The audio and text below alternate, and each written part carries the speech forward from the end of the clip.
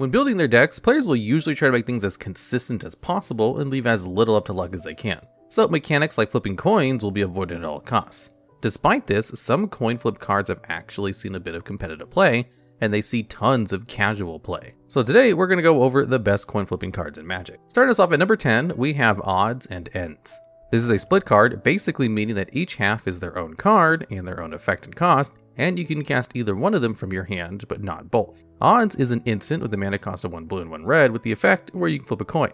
If heads, you counter target instant or sorcery spell. And if tails, you copy target instant or sorcery spell, and you choose new targets for the copy. Ends is an instant with a mana cost of 3, 1 red and 1 white, with the effect where target player sacrifices 2 attacking creatures.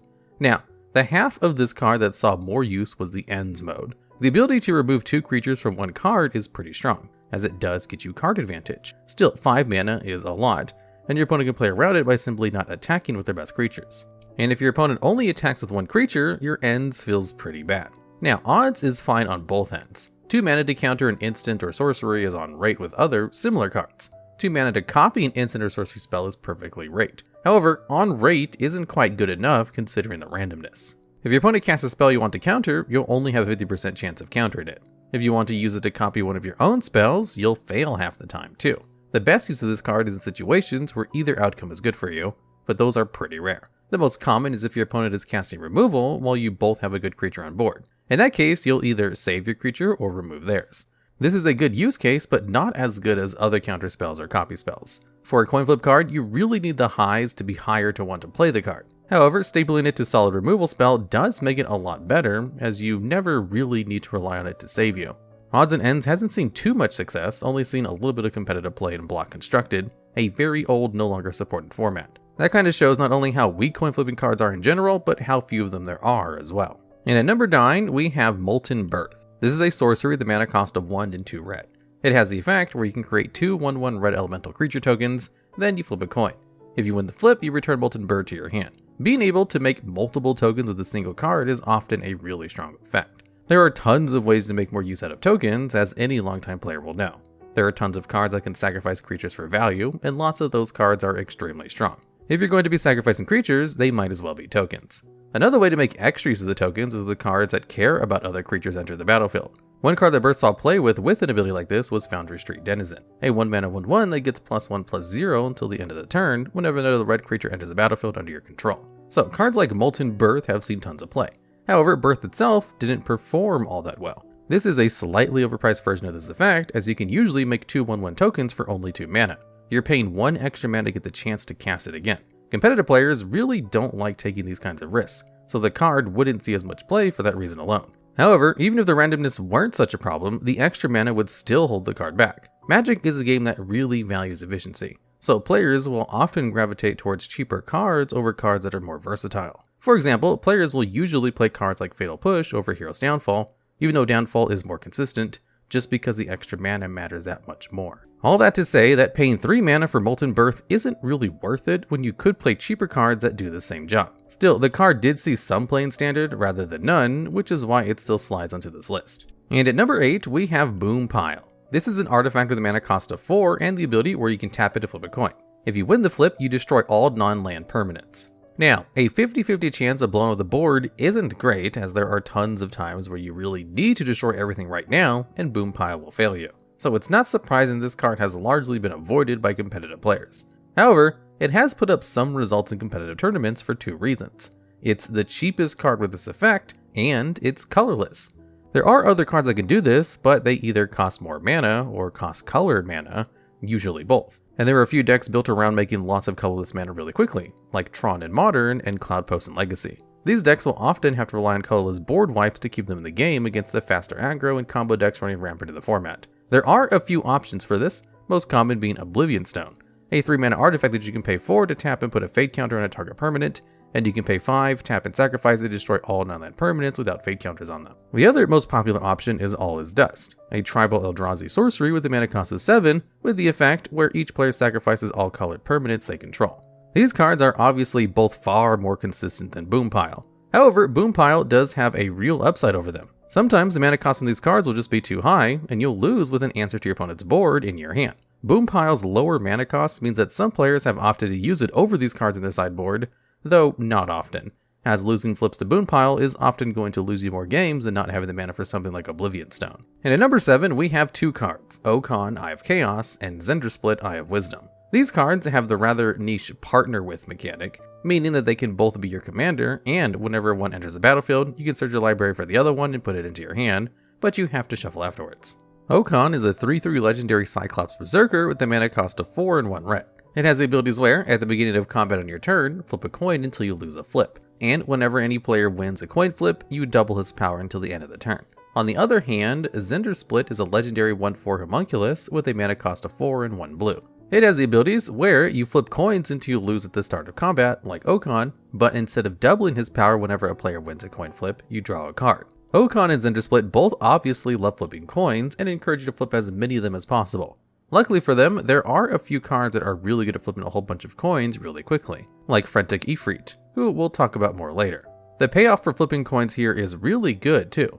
The card draw will make sure you can keep playing even after your partners get removed, and the power boost of Okaun can get out of hand extremely quickly. Now, they are both 5 mana, which is just too much for Legacy or Vintage, the only competitive 60 card formats they're legal in. Of course, these cards weren't designed for Legacy, they were designed for Commander, and they're great there. Coin flipping is kind of a weak theme, but Okaun and Zndrsplt single-handedly made it a playable theme in Commander.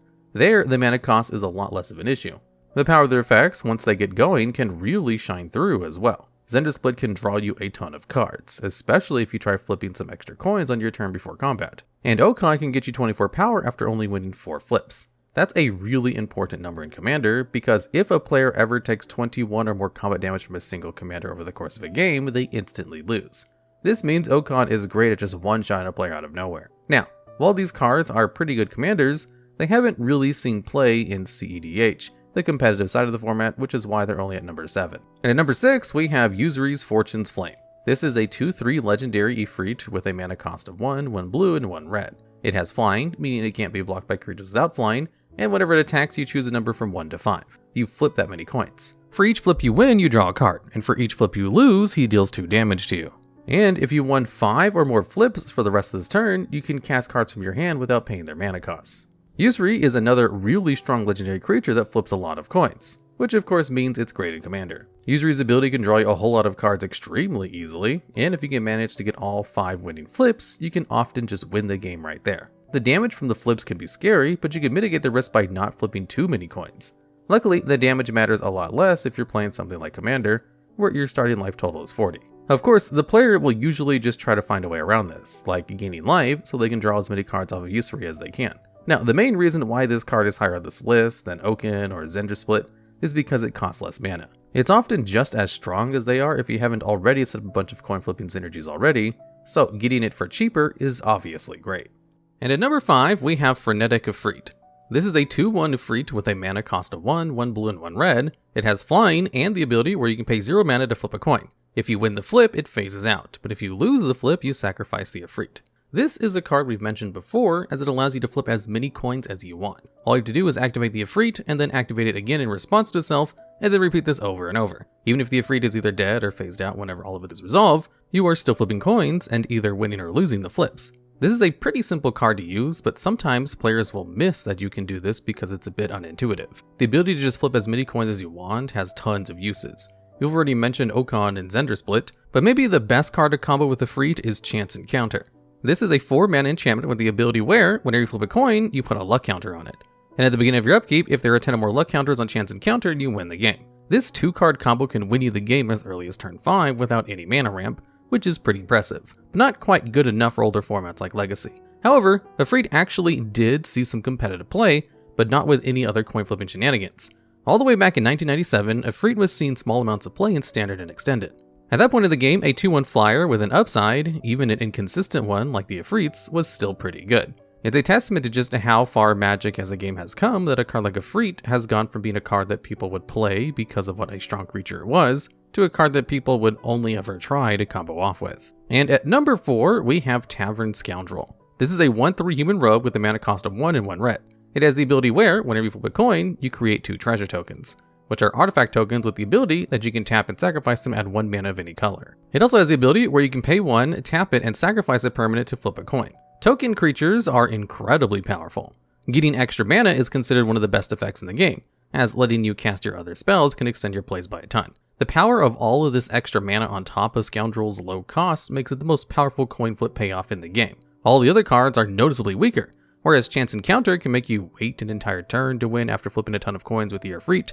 Tavern Scoundrel can give you just about any mana to pull off whatever combo you want. This makes the combo much stronger, as having to wait an entire turn to win the game can give your opponent enough time to remove your Chance Encounter or find a way to win the game themselves.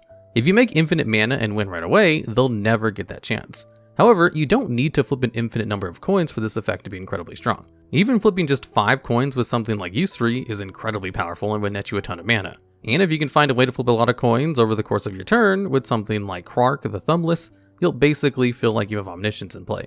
The only thing really holding Scoundrel back is that coin flipping is, on a whole, a pretty weak mechanic. And at number 3, we have Krark's Thumb. This is a legendary artifact with a mana cost of 2 and the ability where whenever you flip a coin, you instead flip 2 coins and ignore one of the results.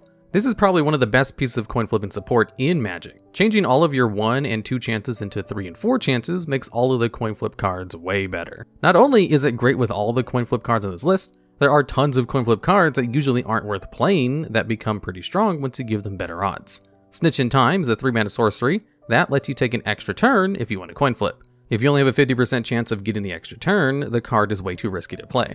However, with a 75% chance, it's a lot more worth taking the risk. Planar Chaos is a 3-mana enchantment with the abilities where, at the beginning of your upkeep, you flip a coin, and if you lose the flip, you sacrifice Planar Chaos. And whenever a new player casts a spell, they flip a coin.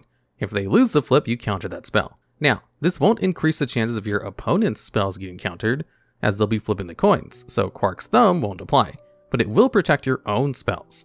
If your spells are resolving far more often than your opponents are, Planar Chaos goes from being a terrible card to being a pretty strong one. Now, even with these better odds, Krark's Thumb hasn't really seen much competitive play, at least in 60-card formats. And cards like Snitch in Time and Planar Chaos still aren't good cards, because they're still too far reliant on Thumb. However, they're great examples of just how strong the ability is. Turning 2 cards from rather weak spells that aren't really worth playing into powerful cards shows you just how much this effect changes the odds in your favor.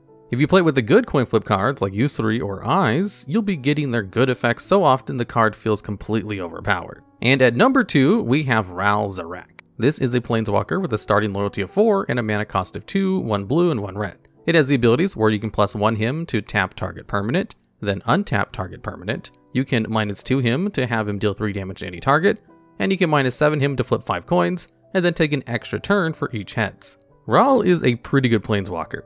Dealing 3 damage can kill way more creatures than you think, and being able to hit your opponent for game or deal with other weakened planeswalkers is really nice. His +1 can be a bit lackluster, but it has a much higher ceiling than the other 4-mana planeswalkers. Tapping something your opponent controls is nice, but the really strong part of the effect is untapping one of your own permanents. There are tons of cards with really strong tap abilities. Cards like Gilded Lotus can tap for tons of mana, and cards like Arcanus the Omnipotent can tap to draw you 3 cards. This is a bit impractical as those cards are pretty expensive, but even untapping something like your Ancient Tomb to tap for another 2 mana, or untapping Goblin Welder to use this incredibly powerful ability to swap artifacts in the battlefield and in the graveyards can lead to some incredibly strong plays. Now, you may have noticed that we haven't really mentioned Ral Zarek's ability to flip coins yet. That's because it doesn't really come up that much. You see, the ultimates of planeswalkers, or the abilities that cost the most loyalty points on a planeswalker, are very rarely what makes or breaks a planeswalker. Usually the planeswalker will have died before you need to use them, or the game will basically already be over by then. Sure, getting up to 5 extra turns is great, but it's not all that practical. Now, you could use a card like Doubling Season to double the number of counters Ral enters with, letting him come in with 8 counters to use his ability right away. And while that is very strong, there are better planeswalkers to cheat the ultimates on, like Tamio Field Researcher, whose ultimate lets you cast spells for free for the rest of the game. So unfortunately, while Ral Zarek is the second strongest coin flipping card, he doesn't actually flip that many coins, unlike the next spot. So at number 1, we have Krark the Thumbless. This is a 2/2 legendary goblin wizard with a mana cost of 1 and 1 red. He has partner, meaning that you can have 2 commanders as long as both of them have partner. He also has the ability where, whenever you cast an instant or sorcery spell, you flip a coin. If you win the flip, you copy that spell, and you can choose new targets for that copy. But if you lose the flip, you return that spell to your hand. And for the sake of clarity, if a spell is returned to the hand before it resolves, it will have no effect. Krark is an incredibly strong card. in the right circumstance. Bouncing your instants and sorceries can be really debilitating, especially in the high-power commander games where Krark has made his mark. However, there are some ways to get around this downside, or even turn it into an upside. There's a mechanic called Storm, which means whenever you cast a spell, you copy it for each other spell that was cast this turn. If Krark bounces a Storm spell back to your hand, you won't lose those copies. This means that you can cast a powerful Storm spell like Mind's Desire to cast a bunch of free spells on top of your deck, or Brain Freeze to mill your opponent for a ton of cards. And Krark will either give you another free copy of them, or let you cast them from your hand again, triggering Storm again, and getting even more copies. However, this isn't the only way to make Krark stronger. You can also use a card like Harmonic Prodigy or Veyran Voice of Duality to copy Krark's trigger.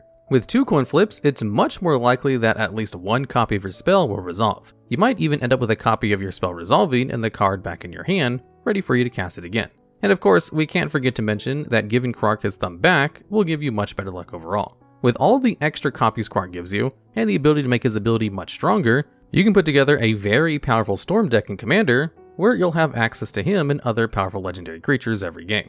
This has shot Krark all the way into CEDH, where he's made a name for himself as an incredibly powerful commander, and easily the best coin flip card in Magic. Alright, and that's the list.